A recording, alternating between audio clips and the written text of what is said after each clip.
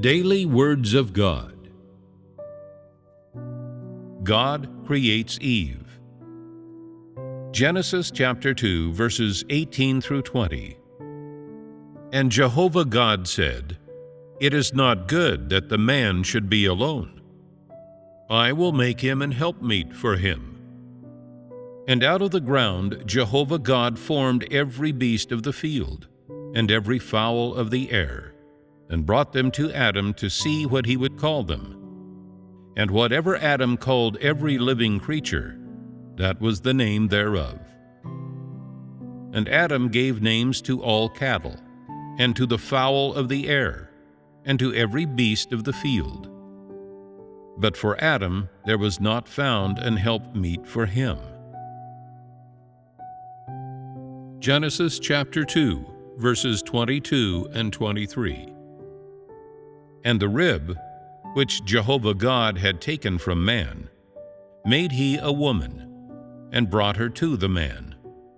And Adam said, "This is now bone of my bones, and flesh of my flesh.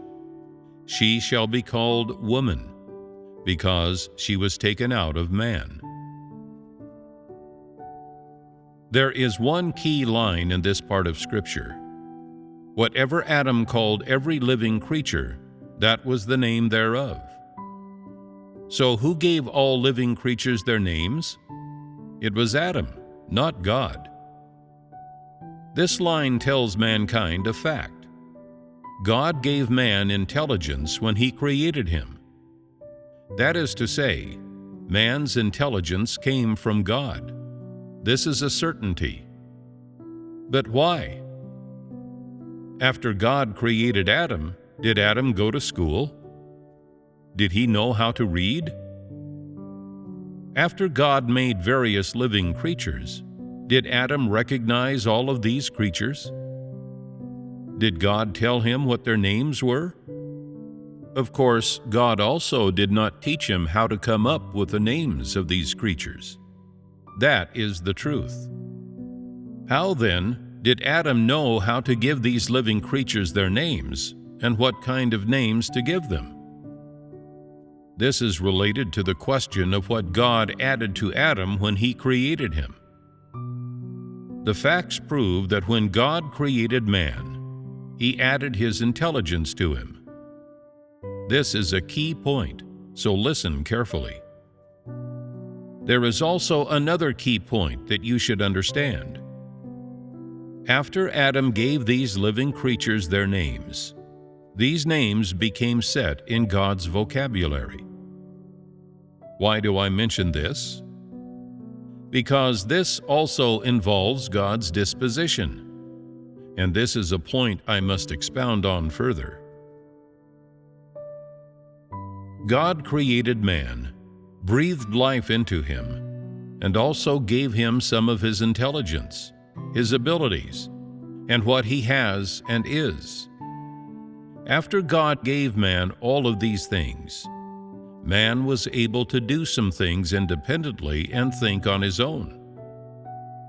If what man comes up with and does is good in the eyes of God, then God accepts it and does not interfere.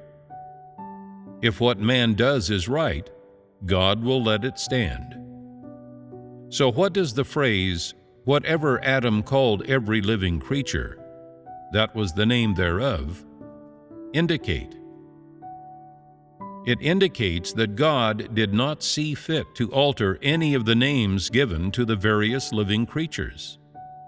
Whatever name Adam called a creature, God would say, "So it is," affirming the creature's name. Did God express any opinion on the matter? No, he certainly did not. So what do you gather from this? God gave man intelligence, and man used his God-given intelligence to do things. If what man does is positive in the eyes of God, then it is affirmed, acknowledged, and accepted by God without any judgment or criticism. This is something no person or evil spirit, or Satan, can do. Do you see a revelation of God's disposition here? Would a human being, a corrupted person, or Satan permit anyone else to do something in their name, right under their nose? Of course not. Would they fight over this position with that other person or other force that is different from them? Of course they would.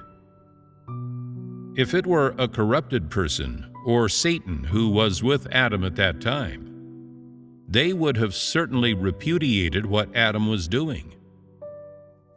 To prove that they have the ability to think independently and have their own unique insights, they would have absolutely denied everything Adam did.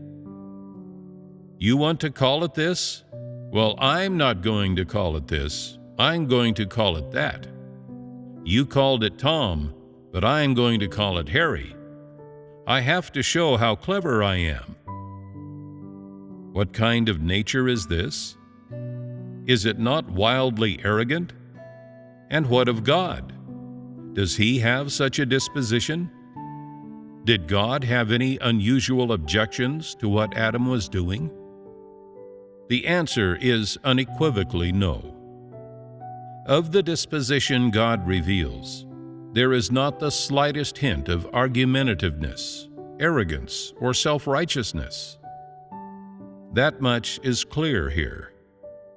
This may appear to be a minor point, but if you do not understand God's essence, if your heart does not try to figure out how God acts and what God's attitude is, then you will not know God's disposition or see the expression and revelation of God's disposition. Is that not so? Do you agree with what I just explained to you? In response to Adam's actions, God did not grandiosely proclaim, "You have done well, you have done right, and I concur." In His heart, however, God approved, appreciated, and applauded what Adam did. This was the first thing since creation that man had done for God at His instruction. It was something man did in God's stead and on God's behalf. In God's eyes, this arose out of the intelligence He bestowed upon man. God saw it as a good thing, a positive thing. What Adam did at that time was the first manifestation of God's intelligence in man. It was a fine manifestation from God's point of view. What I want to tell you here is that God's aim in imparting to man something of what he has and is, and of his intelligence, was so that mankind could be the living creature that manifests him. For such a living creature to act on his behalf was precisely what God had been longing to see.